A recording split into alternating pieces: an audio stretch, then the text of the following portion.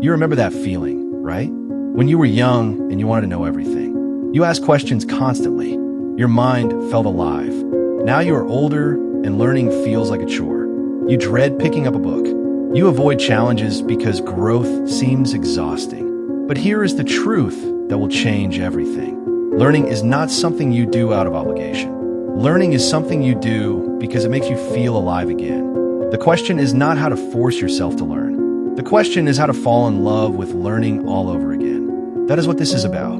Think about this for a moment. Most people believe that learning is hard because they are not smart enough. That is backwards. Learning feels hard because you have forgotten why it matters. You chase it like a duty instead of pursuing it like a treasure.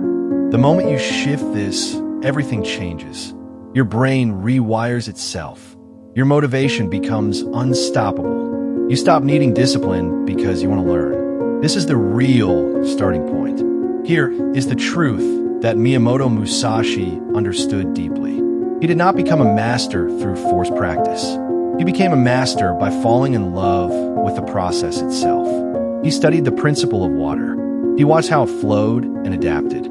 He did not see this as homework. He saw it as a mystery worth solving. He spent hours thinking about it because he wanted to. The moment your learning becomes something you want rather than something you must do, the entire game changes forever. You stop fighting yourself and start flowing with your own nature. Most people never realize this one thing about their own minds.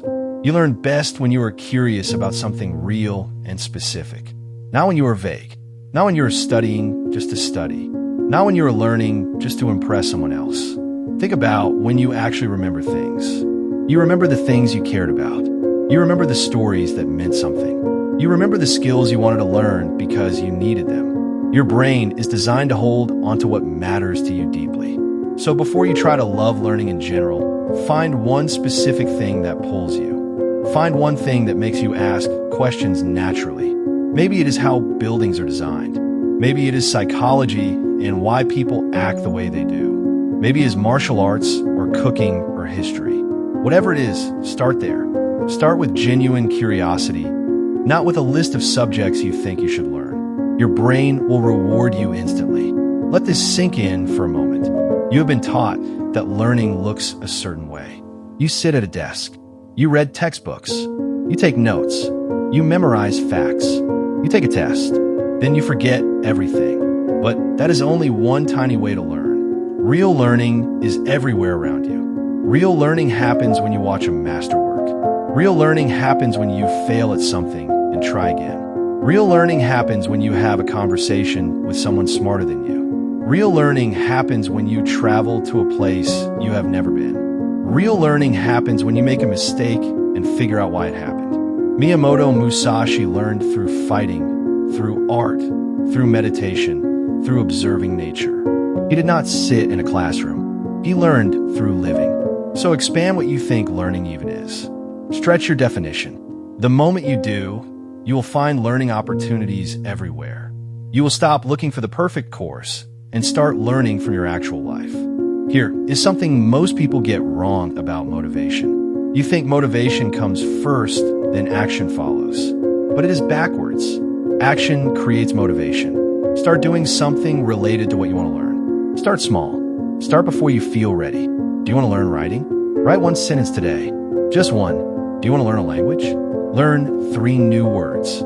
Just 3. Do you want to understand philosophy? Read 1 page. Just 1 page. The motivation will come after you start. Your brain will start to feel the momentum. You will notice yourself thinking about it throughout the day. You will find yourself wanting to do more. This is how every master began. They did not wait until they felt like it. They started, and the feeling followed. Miyamoto Musashi was not born loving swordplay. He became skilled because he picked up the sword. The action came before the love. The love followed from the action. Imagine this for a moment. You're learning something and you make a mistake. What happens? Most people stop. They feel embarrassed. They feel stupid. They give up. But this is the exact opposite of what a learner should do. Mistakes are the most valuable thing that can happen to you. Mistakes are your brain telling you where the gaps are. Mistakes are the map to growth. Real learners fall in love with mistakes because mistakes mean they are about to become better. Miyamoto Musashi fought constantly. He lost sometimes, but he studied every loss. He asked what he could learn. He did not see failure as the end. He saw failure as information. So shift how you feel about making mistakes right now. Stop avoiding them. Start seeking them out. Try things that scare you. Fail in public if you can. Each failure is a payment toward mastery. Each failure brings you closer to understanding something deeply. Think about this carefully. You are the average of what you spend your time around. So if you want to cultivate a love for learning, spend your time around people who love learning. Find someone who is obsessed with growth. Find someone ahead of you. Watch how they think. Listen to how they talk about ideas. Notice how they ask questions. Notice how they stay curious. This matters more than you realize. Their love for learning will become contagious. Their questions will spark your questions. Their excitement will light a fire in you. If you cannot find these people around you, find them online. Join communities. Watch videos. Read books by people who love their fields. Surround yourself with thinkers and doers. This is not optional. This is essential. You cannot fall in love with learning in isolation. You need mirrors. You need examples. You need people who will show you what a true learner looks like. Let this truth land with you. The biggest block to loving learning is perfectionism. You think you have to understand everything perfectly the first time. You think you have to master something before you can move to the next thing. You think there's a right way to learn. But this is killing your joy. Real learning is messy. Real learning is nonlinear. Sometimes you read the same book twice and understand it completely differently the second time. Sometimes you learn something for years before it suddenly clicks. Sometimes you go backward before you can go forward. Miyamoto Musashi taught that the path to mastery is not a straight line. It is like water. It flows around obstacles. It finds its own way. It does not follow a predetermined path. So let yourself learn in your own way. Do not compare your learning journey to anyone else's. Do not measure yourself against someone else's timeline. Let yourself be a beginner. Let yourself be confused. Let yourself take a long time. The person who learns slowly but loves it will go further than the person who learns quickly but hates it. Speed does not matter. Love matters. Here is something critical that almost nobody understands about learning. Your environment shapes your learning more than your willpower does. If your space is full of distractions, your brain will not focus on learning. If your space is noisy, your mind will scatter. If your space has no books, no tools, no materials related to learning, your brain will not feel called to it. So design your environment intentionally. Create a space dedicated to learning.